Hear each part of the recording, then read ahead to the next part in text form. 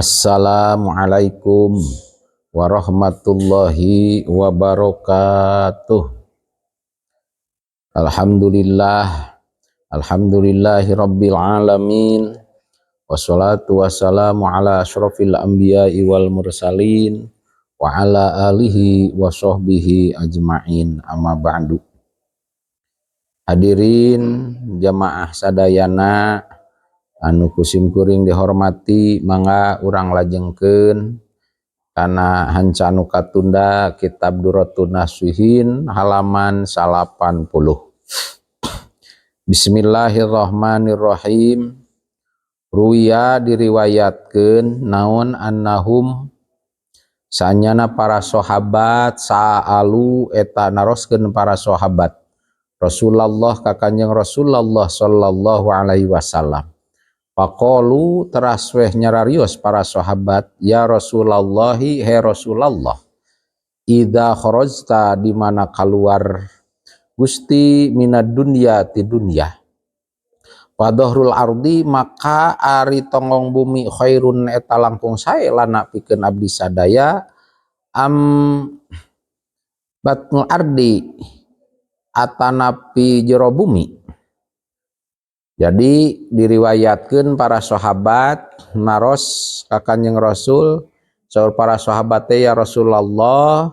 ketika junjunan Kanjeng Rasul saatos ngantunkeun dunya parantos pupus,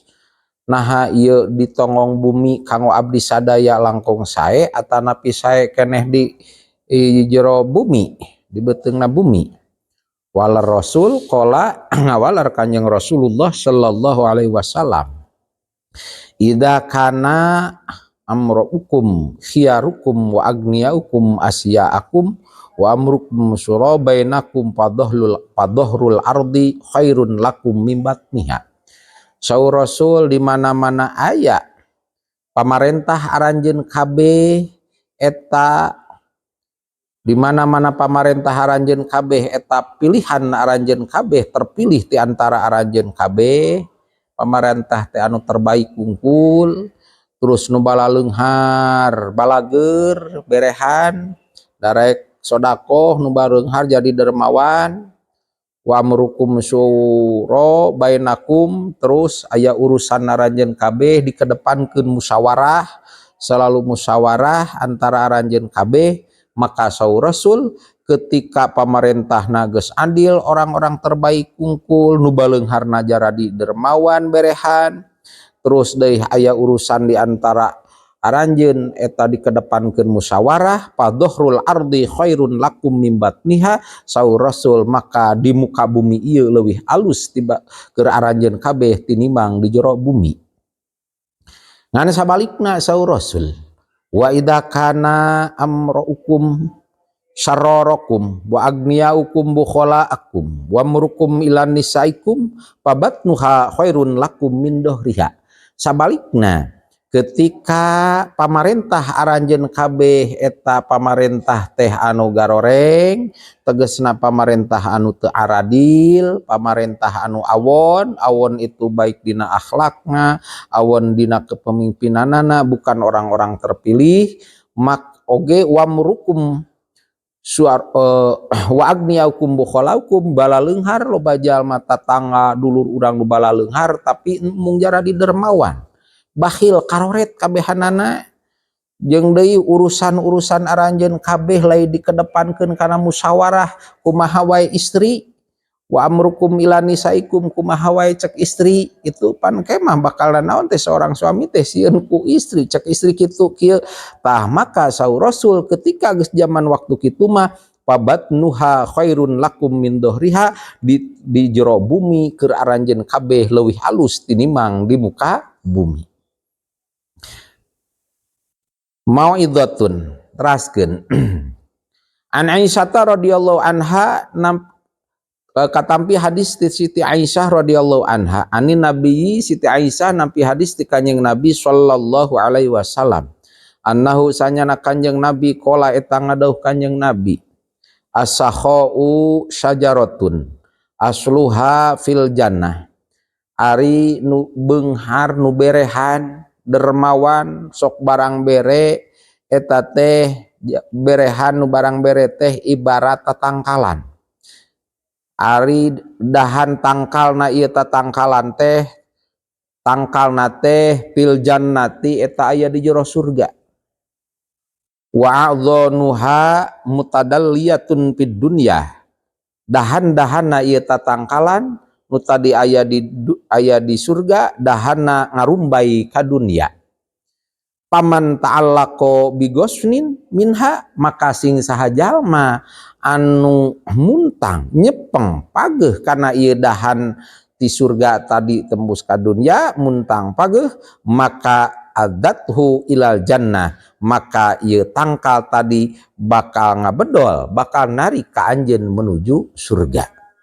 Jadi urang suka berehan jadi dermawan sok barang bere kabatur sodakoh kabatur berarti urang teh sarua jeung naon sarua jeung muntang kana hiji dahan nu dahan ieu bakal narik ka urang ka jero surga. Amin ya rabbal alamin. Margi saur Kanjeng Nabi jalma anu berehan sok sodakoh mah ibarat tangkalan di surga terus dahanna ngarumbai ka dunia terus urang muntang kana eta dahan surga ku dahan surga engke ditarik urang ka mana ka surga. Sabalikna saur Kanjeng Rasul wal bukhlu sajaratun ari koret merepet jahe buntut kasiran mung barang bere eta teh ibarat tangkalan nu mana ieu tangkalna aya finari aya dina neraka dahan-dahanna ieu tangkal ngarumbai ka dunia.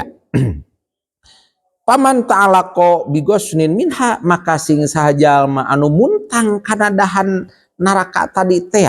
tegasna jalma anu koret mung barang bere berarti sarua jeung jalma muntang kana dahan anu tangkalna aya di neraka maka ieu dahan anu ngarumbai ka dunia jalma nu muntang kana eta dahan ti neraka ka dunia ieu dahan nu ti neraka bakal nganarik ka eta jalma ngabedol ka eta jalma menuju ka neraka. Saha jalma anu koret mung barang bere mung dermawan mung sodakoh barang bere kabatur sarua jeung ieu jalma muntang kana dahan nu ngarumbai tina neraka menuju ngarumbai ka dunia. Mudah-mudahan urang mah termasuk golongan jalmi anu gemar sodakoh. Amin ya Allah ya rabbal alamin. Teraskeun wa qala sareng ngadau Kanjeng Nabi sallallahu alaihi wasallam tasodaku an anfusikum tasodaku kedagawe sodakoh aranjeun kabeh an anfusikum tina diri aranjeun kabeh wa an mautakum jeung gawe sodakoh ti antara anu geus maraot di aranjeun kabeh walau bisurbati main sok sanajan ku sargot cai pidauh Rasul kudu daraek gawe sodakoh urang sodakoh teh mangpaatna lain jeung batur gitu mangpaatna lain jeung batur sabenerna ganjaran sodakoh mah urang mere tuangeun ka batur mere artos ka batur masihan leueteun ka batur batur mah sebatas eta tuangeun leueteun sareng artos justru mangpaatna keur saha mangpaatna an angpusikum keur diri aranjeun kabeh tegasna mah keur urang keneh. Matak saur Rasul tasodako an anfusikum kudu gawe sodako haranjeun kabeh tina diri anjeun bahkan lain keur urang wa an mautakum gawe sodako teh keur ti antara nu geus marawat ti aranjeun kabeh contoh seperti saha seperti ibu rama urang muntos maot urang sodakohan ku urang mislah sawab ganjaranna dihususkeun ka ibu rama anu tos ngantunkeun atawa aki nini urang nugas maut ku urang disodakohan urang sodakoha ku urang sodakoh kasawe sodakoh namah bade artos bade naon bae oge niatan dina manah teh misla sawabna mudah-mudahan didugikeun nugas maut sebutkeun tah nu mautna walau bisurbat timain saur Kanjeng Rasul gawe sodakoh keur nu maot teh sok sanajan ku saragot cai gitu bahasana ge sok sanajan ku saragot cai niatan urang sodakoh keur awak urang sodakoh keur saha deui keur ti antara anu tos marawat walau bisurbati main pailam takdiru ala dzalika maka lamun teu mampu haranjeun kabeh gawe sodakoh ku naon ku harta ku naon bae atanapi tuangeun tanapi ku cai teu mampu teu mampu nama gambaran urang aya waktu sibuk misalna teu aya jamanan nu rek dibere sodakohna kumaha tah keur gawe sodakohna pabi ayatin min kitabillah sodakoh ku baca ayat-ayat Allah gitu maka tong heran di urang seueur tradisi ketika aya nu maot sok ngayakeun tahlil ta eta tahlil teh ngalaksanakeun hadis Rasul kieu gawe sodakoh keur anu geus marawat maca Quran sabab tahlil teh teu mimiti deuk dugi ka akhir nu dibaca ayat Quran jeung sholawat agama mana nu nyebut goreng kanu maca Quran gitu ieu ngalaksanakeun perintah hadis Rasul gawe sodakoh itu ngan urang mah tuangeun ongkoh leuteun ongkoh maca Quran ongkoh Fatihah Quran kulhu palak binas Quran teras ayat-ayat khusus deui nu dibaca eta ayat Quran misla sawabna ganjarana keur saha keur anu marawat kumaha teu kaburu da urang mah sibuk gitunya pailam ta'lamu syai'an min kitabillah lamun teh mah teu arapal aranjeun kabeh kana sesuatu tina kitab Allah misalnya aya jalma nu karek asup Islam hayang sodakoh keur kolot-kolotna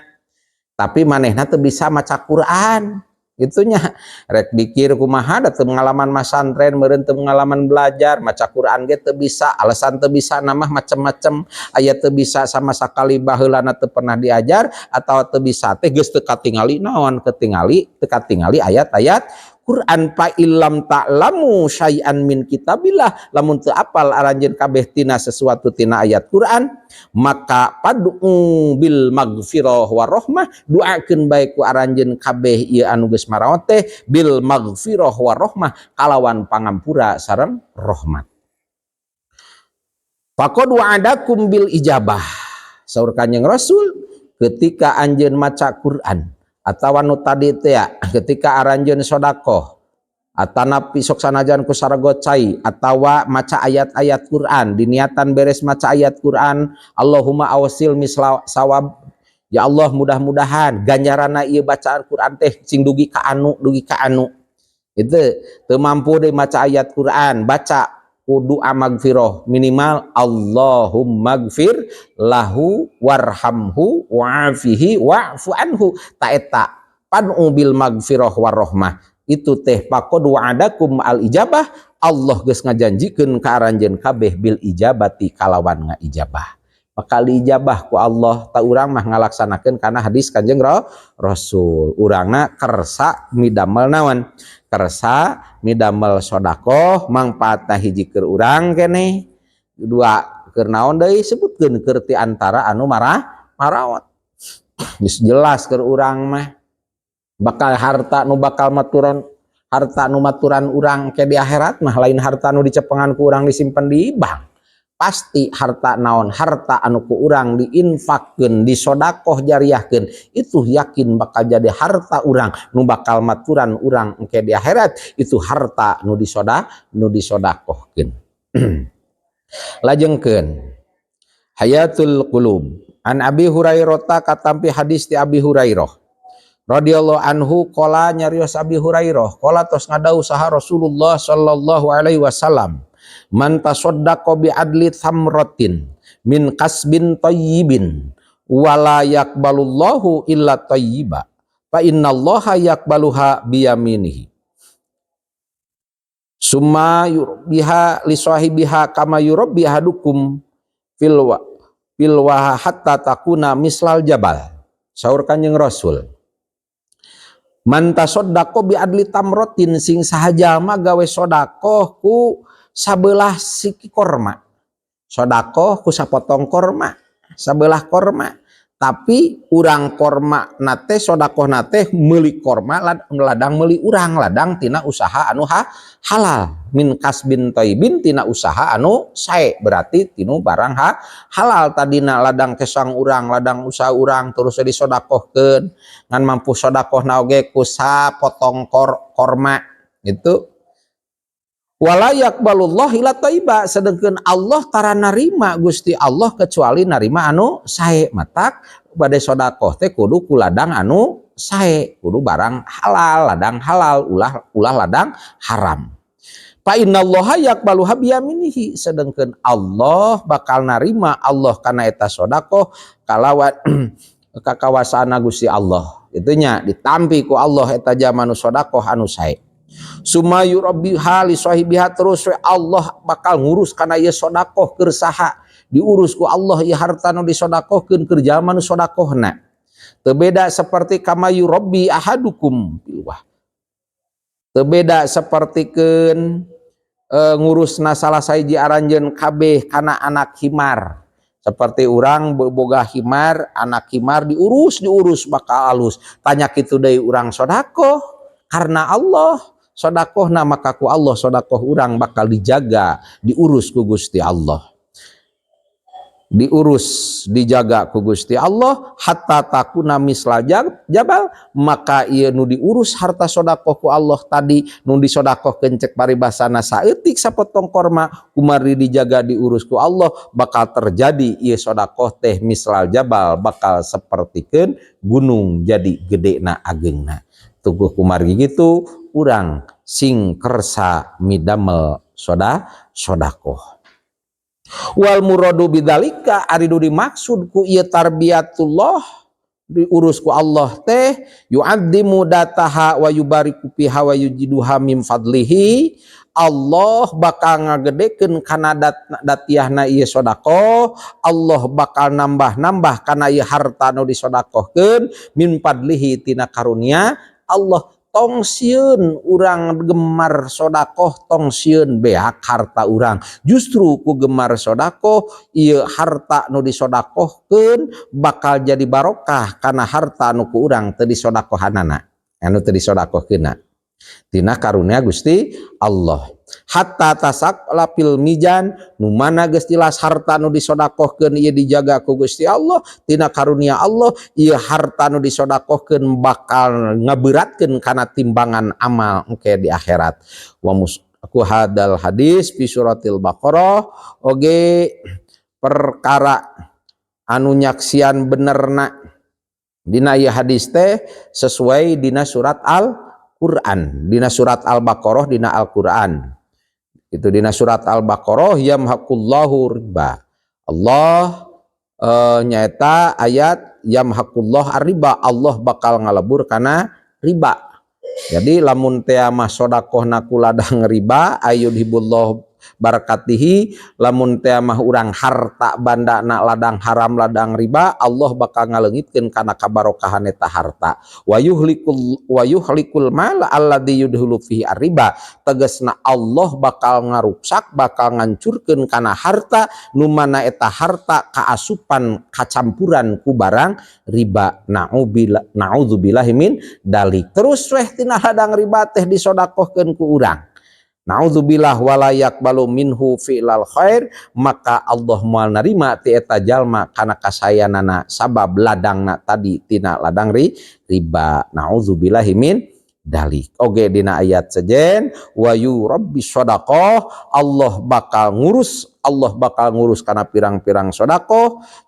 nu mana ngurus kana sedekah tina ladang halal sedekah anu sae barang halal ku Allah bakal diurus ay yajiduha tegasna ieu harta ku Allah bakal ditambah-tambah wa yubarik fiha fid dunya jeung bakal diberkahkeun ieu harta anu disedekahan di dunia wa du'afu sawaba fil akhirah oge bakal ditikal-tikal dilipat gandakeun ganjaranana harta anu disedekahkeun ganjaran ke di akhirat bakal dilipat gandakeun mudah-mudahan urang sadaya termasuk golongan jalma anu gemar sedekah amin ya Allah ya rabbal alamin rupina pangaosan cekap sakitu mudah-mudahan aya manfaatna khusus kanggo sim kuring nu ngadugikeunna umumna kanggo hadirin anu ngupingkeunna wallahul muwaffiq ila aqwamit thoriq assalamualaikum warahmatullahi wabarakatuh.